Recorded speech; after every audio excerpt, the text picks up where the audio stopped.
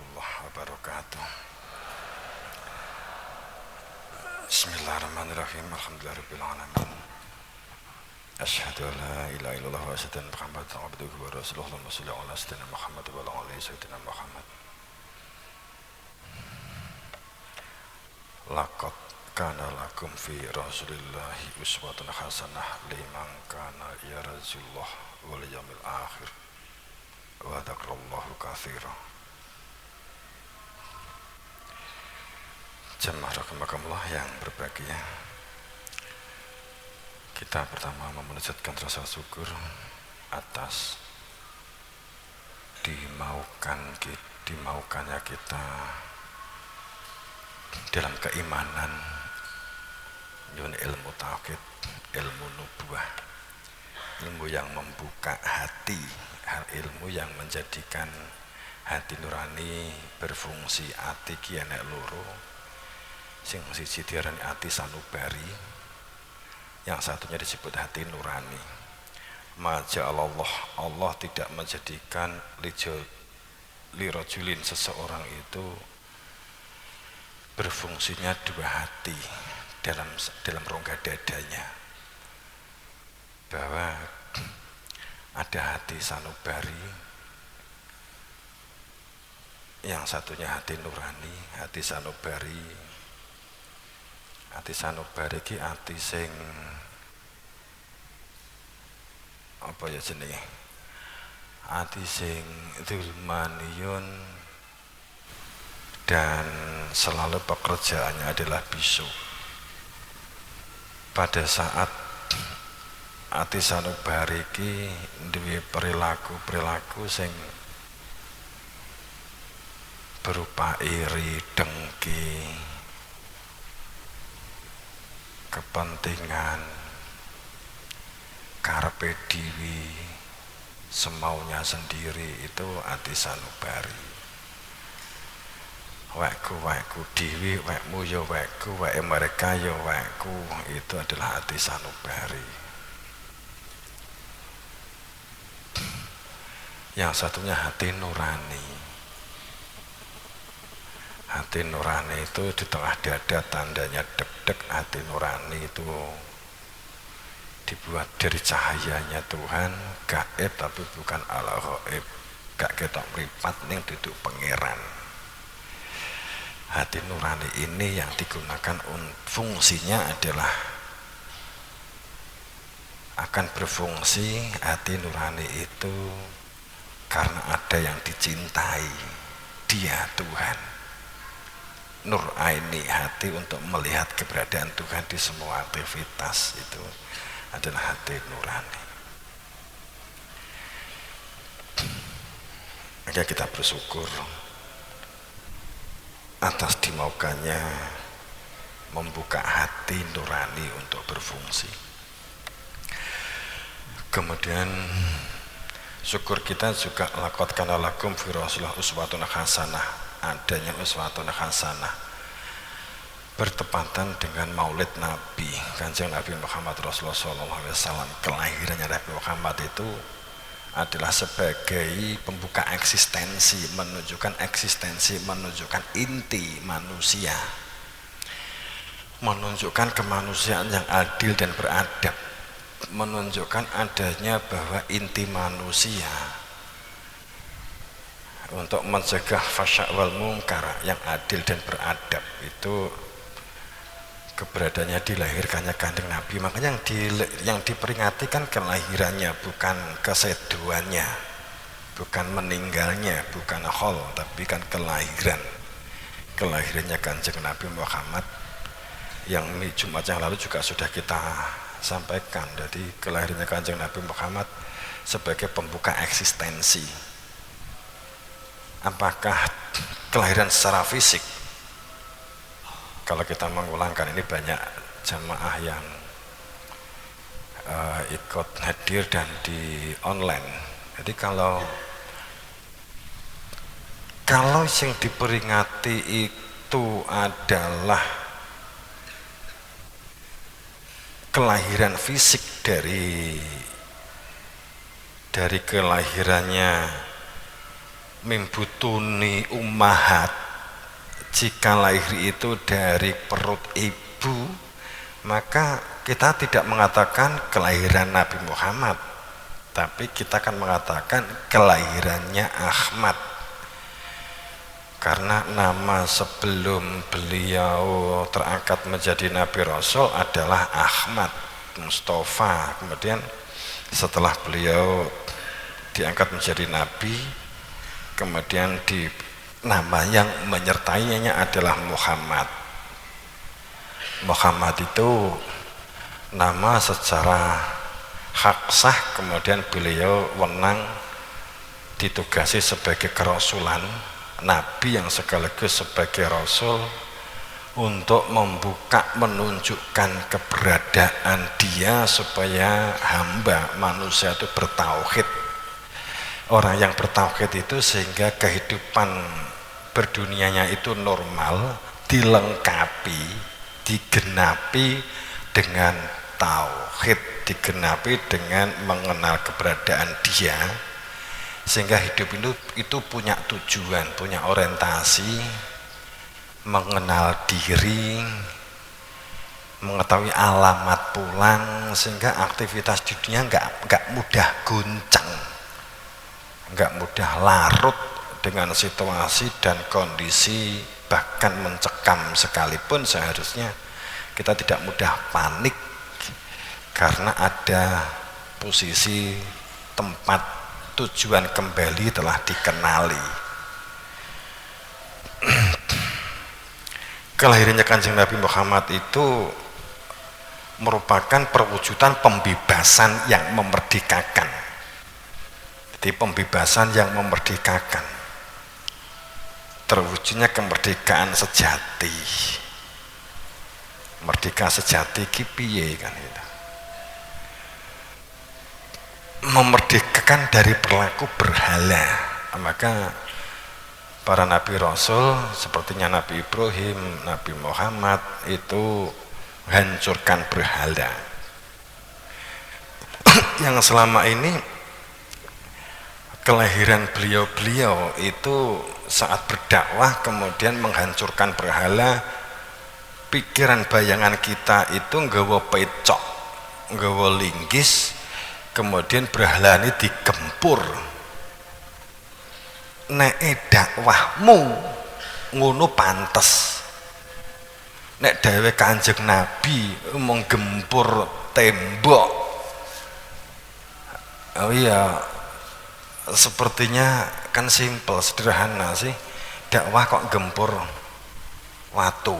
Nek dakwah iki menggempur watu ambruk rampung gampang.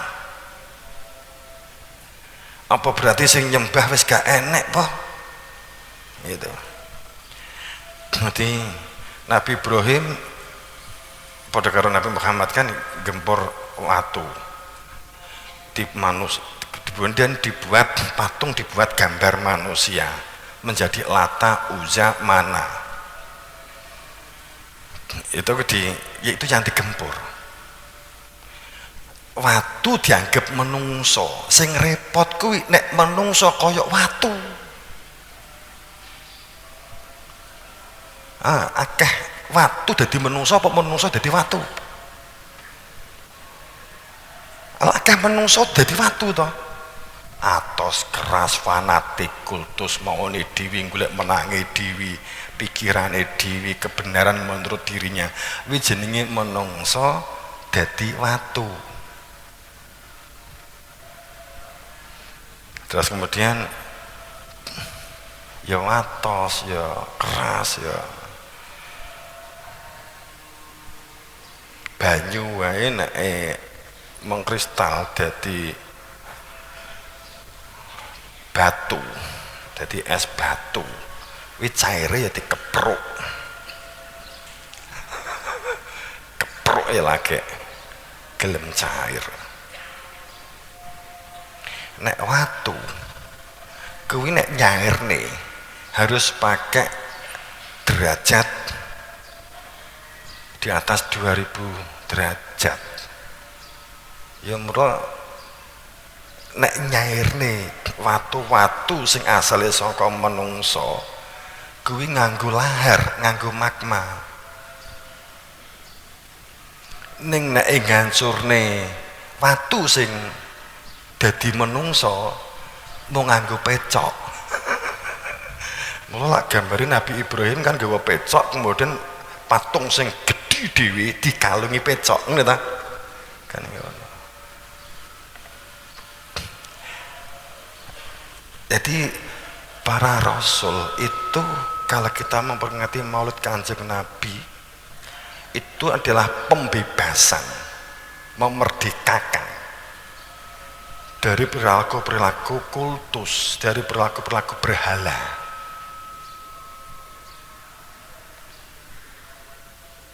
Berhala di dalam diri, bukan berhala mengenai watu. Nek berhala mengenai watu, dakwah ya gampang menyapa dilebokne Quran. Ya. Wes ki wayahe kritis iki gitu loh ya.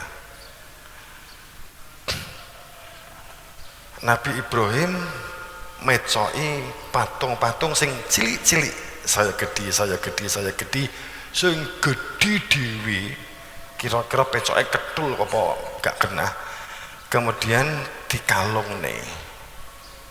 Saat Fir'aun nesu, Faraon itu maknanya sang pembenci, pendendam, puncak kekerasan. Itu Raun. Jadi pada saat Fir'aun itu menjadikan sing paling gede dhewe. Kemudian dijawab sama Nabi Ibrahim. Dituduh sing mecoke adalah Nabi Ibrahim. Nabi Ibrahim jawab, Namrud, sorry Namrud. Mau ya menang wae. Namrud. Jadi pada saat dipecok kemudian ditegur karo difitnah, gak fitnah jane memang sing gempur Nabi Ibrahim. Bukan saya yang gempur kuwi lho, patung sing gede dhewe kuwi kan gitu.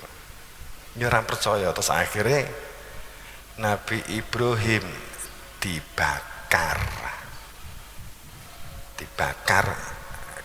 Kemudian ternyata Nabi Ibrahim gak mempan dibakar. Kemudian mbok nggendonga gawene kowe nek arepe dibakar geni utawa karo wong arep dilebokne geni, kemudian dikai bacaan. Dungane apa?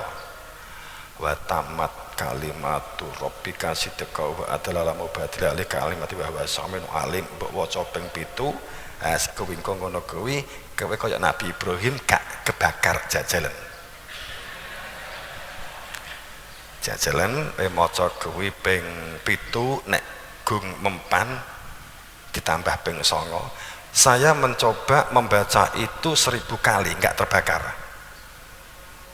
Jadi geni tak onek nih, kemudian saya baca itu ping 100 masuk api nggak terbakar. Genine wis hilang. Kayu wis entek, kayune wis kebakar karo geni. Jadi nek didelok nek kayune saya akeh, macamu saya diokehne. Nek nganggo api unggun macamu ping 1000, kira-kira mbok tafsir wis ping 1000 genine wis mati.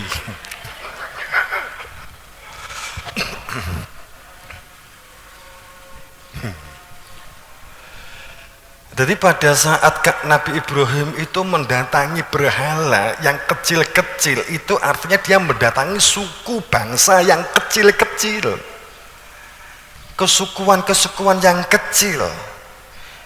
Dalam pengertian suku, kalau di Indonesia banyak suku, ya sekian ribu suku, itu didatangi satu-satu, diajak diskusi.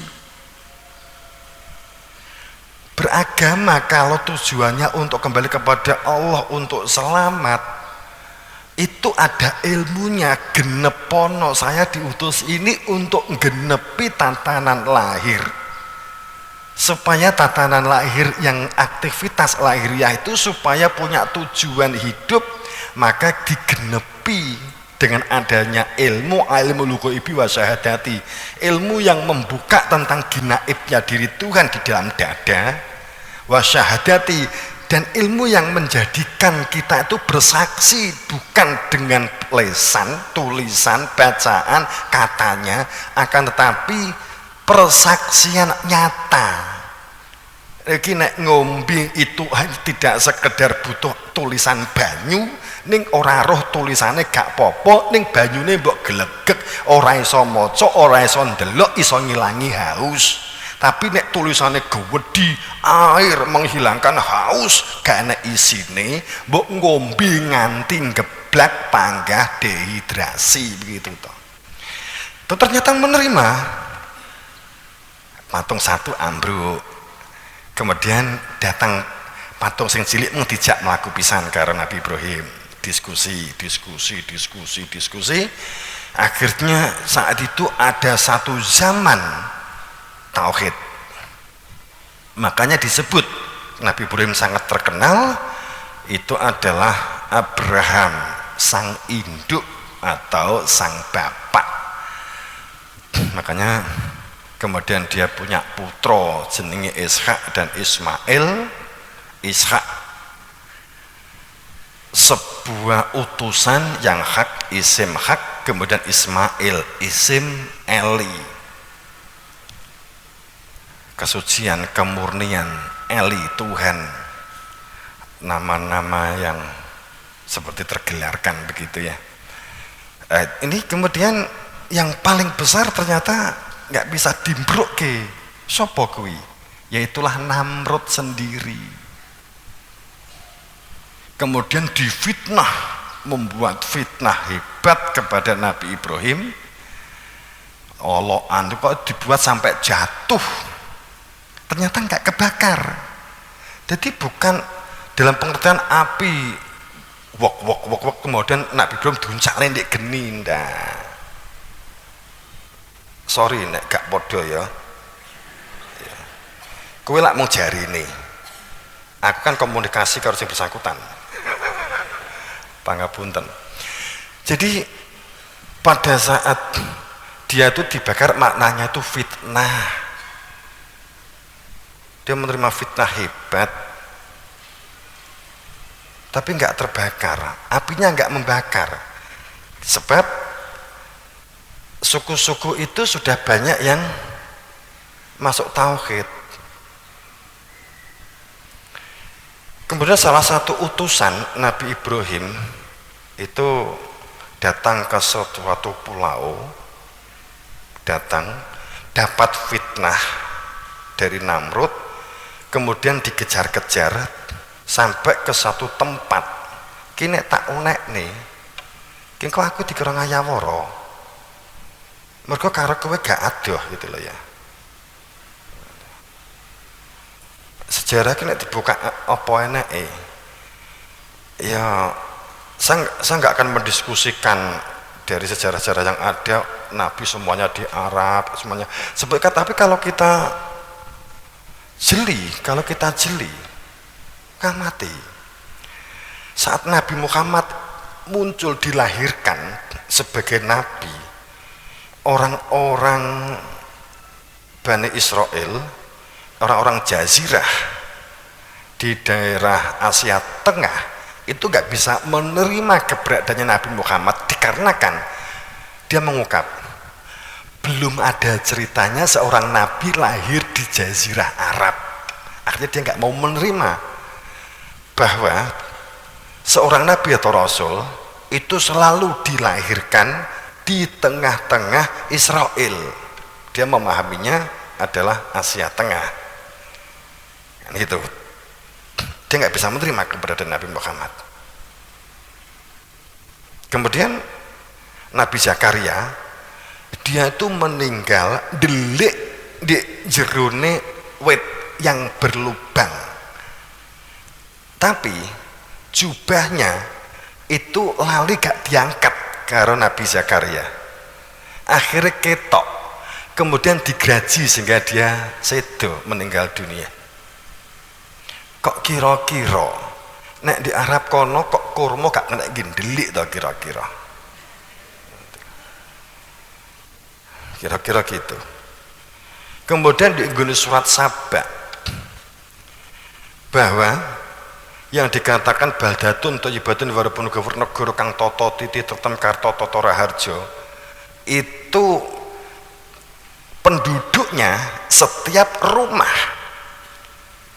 itu pemenuhan kebutuhan pangan mandirinya sangat kuat. Jadi baik Ratu Bilqis atau Nabi Sulaiman, program-program pembangun untuk membentuk baldatun thayyibatun warabun ghafur itu yang dibangun adalah kekuatan kemandirian keluarga, kemandirian lingkungan, kemandirian bangsa, dengan ciri bahwa baldatun thayyibatun atau baladun thayyib, ciri sebuah negara yang thayyib yahruju, maka memunculkan tunas-tunas yang subur dan tanah-tanah yang memakmurkan. Ciri, walaupun pengertiannya badan thayyib itu tidak hanya sekedar masalah tanaman, tapi masalah dodo mulai dari yang terkecil, berarti masalah generasi ke generasi itu akan terwadai dengan sangat baiknya, terkoordinir sangat baiknya. Tapi kalau kita ngomong secara kuantitatif bahwa keadaan dan situasi satu bangsa di zaman itu diprogramkan berangkatnya dari kemandirian pangan. Cirinya tidak ada lahan tanaman yang nganggur. Itu makanya sangat makmur. Di Quran disebutkan kalau lama yakdi ma'amarah disebutkan yang menjadi dasar ciri sebuah kemakmuran itu adalah rumah dikelilingi oleh tanaman yang menyehatkan dan memandirikan gitulah. Ciri.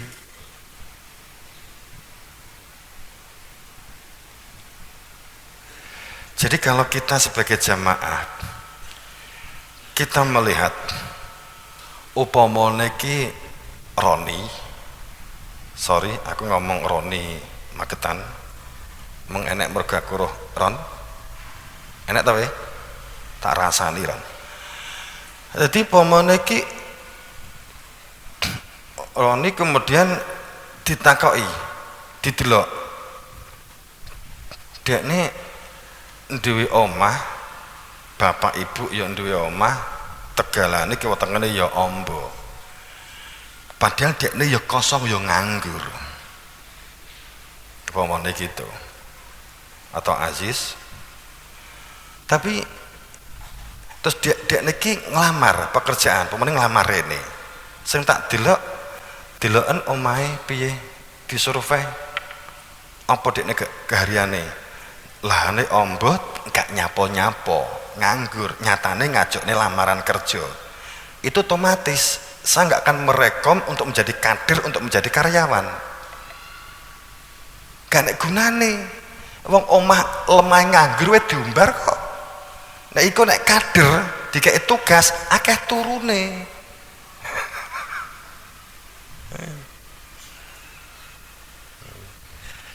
Kan berlawanan dengan sunnah gitu.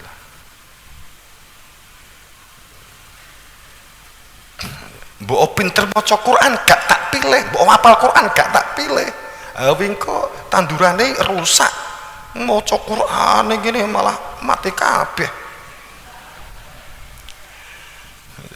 Tapi bukan berarti gak untuk maca Quran saya gak mengatakan demikian. Quran iya diwaca itu pahala. Apa meneh dilakoni gitu loh ya. Aja salah paham. Ora dipotong dikira ning nek upamane kita Al-Quran sebutannya masalahnya juga Al-Quran, ada alif lam Al-Quran, bukan Quran gitu loh ya. Tapi awakmu kudu paham gaib itu barang raketok, nek al-ghaib itu gaib itu barang raketok, ati nurani itu bangsa gaib. Tapi kalau al-ghaib Tuhan sendiri, nek gaib itu entut bareng melu gaib. Wong kuwi ra nek suarane tapi enek ambune kok. Gitu loh. Bareng sitok. Tapi nek sak jamaah ngetut duduk gaib. Al-husyud. Akeh entut. Jadi kalau al-ghaib itu isim ta'rif, makrifah, gaib itu gak ketok hanya satu. Rusuh tutunan nih. Gremeng dewi ta. Jadi kita nggak hanya makna makan durian sak kulit-kulite ya, mangan durian kulit tok ya salah, mangan durian kabeh sak kulite ya dipangan ya salah kan gitu lah. Tapi nek di kulit durian mbok fermentasi bagus. Kena mbok fermentasi. Paling bar mangan ya leren di dunia ngono tok. Atau samun mbok fermentasi nganggo apa? Tuh. Tapi enek zat yang dapat melunakkan.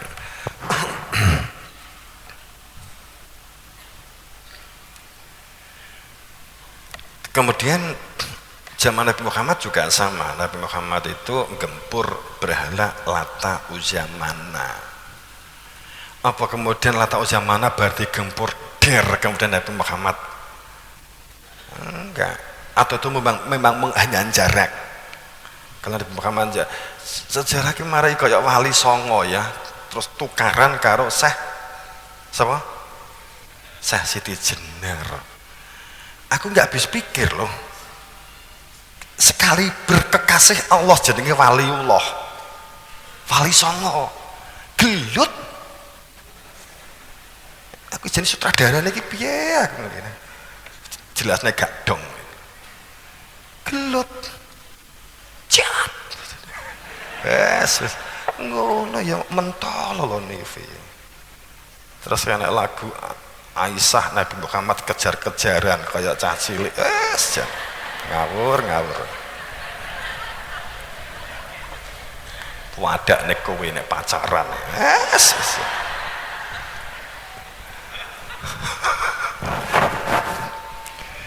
Ciluk banan jadi lagu itu.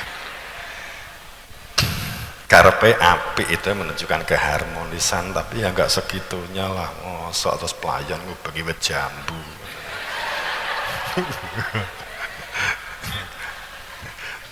Wit jambu terus gak kenek terus antem-anteman nganggo tisu.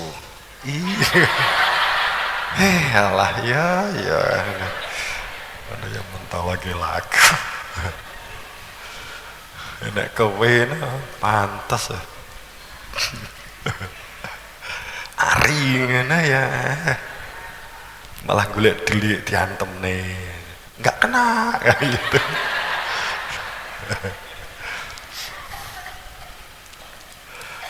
Urusan kesenangan.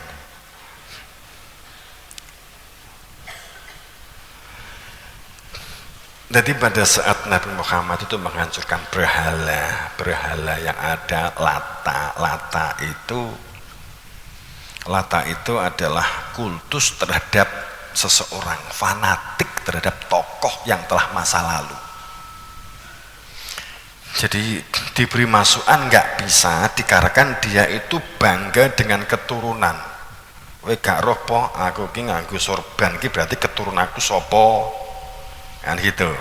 Kowe aja ngandani aku tak sampluk modar kowe kan gitu. Itu bangga dengan keturunan. Orang itu kalau sudah dicengkram oleh keturunan, bangga dengan keturunan, itu maju nih angel. Dia ini gak tahu maju, tapi bolak-balik ngomong mbahku numbieno jan sekti. Tapi berarti dia nggak sekti gitu loh. Mbahku nombien sekti gitu. Jadi wong suto mbahe sekti berarti dia nggak sekti gitu. Aku sekti koyo mbahku. Berarti itu talkit apa? Hanya ikut-ikutan.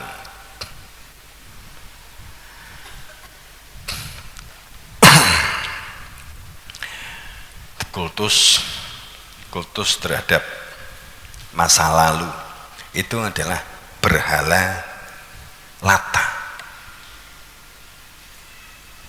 Ya apa saja, berbangga dengan kelompoknya masa lalu, tidak lagi menggunakan rasionalnya, tidak lagi menggunakan akalnya. Maka di surat Yunus 100 bahwa saat seseorang telah Allah berikan akal tapi tidak digunakan, Allah benci Allah kepada mereka yang telah saya beri akal untuk berpikir, untuk rasional, untuk nalar, untuk komunikasi, untuk supaya tidak menjadi penghalang proses hati nurani dalam ingat kepada Allah, tidak menggunakan rasionalnya, tapi argumennya adalah pokok. Orang yang nggak menggunakan nalar itu argumennya pokok biasanya. Pokok itu setiap kali menggunakan sebuah kultus itu rasional itu akan hilang, nalar itu akan hilang, mizannya mati, timbangannya itu macet. Mizan ini mati. Mizan ini duduk ini cerita nah ya. Mizan ini duduk perkara sok wenek mati kemudian tangi neh kemudian ditimbang. Enggak, mizan itu saiki langsung to the point wae ya. Mizan itu saiki al-mizan itu saiki semua nabi rasul itu membawa al-mizan. Saiki mbok kenali utek lah. Akal inilah. Ini namanya al-mizan. Tiga menimbang baik buruk, tiga menimbang saya beragama ini cukup begini, apa sudah memastikan surga atau belum, itu rasionalnya ini. Pedoman tertinggi itu rasional, akal. Ya sebenarnya sih kebenaran sih pedoman tertinggi itu ya Kanjeng Nabi Muhammad. Kanjeng Nabi Muhammad. Kenapa saya katakan bahwa pedoman tertinggi itu Nabi Muhammad? Kalau kita mungkin memahami pedoman tertinggi kita apa? Jawaban kamu mesti Al-Quran, ya kan? Ya toh? Jawaban tertingginya itu adalah Nabi Muhammad. Kenapa? Kalau zaman Nabi Muhammad, zaman Isa ya Nabi Isa. Pedoman tertingginya itu Nabi Muhammad.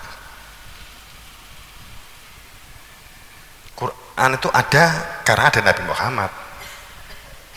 Enggak ada Nabi Muhammad, ada Quran. Quran belum terbukukan, Nabi Muhammad sudah melakukan, kan gitu toh. Rasionalnya kan begitu. Yang menyelesaikan masalah hukum itu KUHP apa hakim? Yang menyelesaikan masalah hukum itu KUHP apa hakim? Nek gak enek hakim tapi enek KUHP, rampung gak masalah itu? Apa masalah tukaran? Jadi pemberhalaan Lata, pemberhalaan Uzza yang digempur Nabi Muhammad itu Uzza itu berbangga-bangga, berkesenangan, angka-angka hanya lahiriah, yang dihitung itu hanya masalah babakan ongko lahir, berbangga-bangga yang sifatnya lahiriah, jasadiyah, duniawi. Itu adalah berhala Uzza. Kalau berata mana riya, sum'ah terhadap sombong, arogan, itu adalah mana bangga terhadap anugerah, bangga terhadap anugerah pemberian. Nek wong Jawa ngarani nguber uceng kelangan delek, dadine delek uceng kelangan delek. Itu Lata Uzza mana.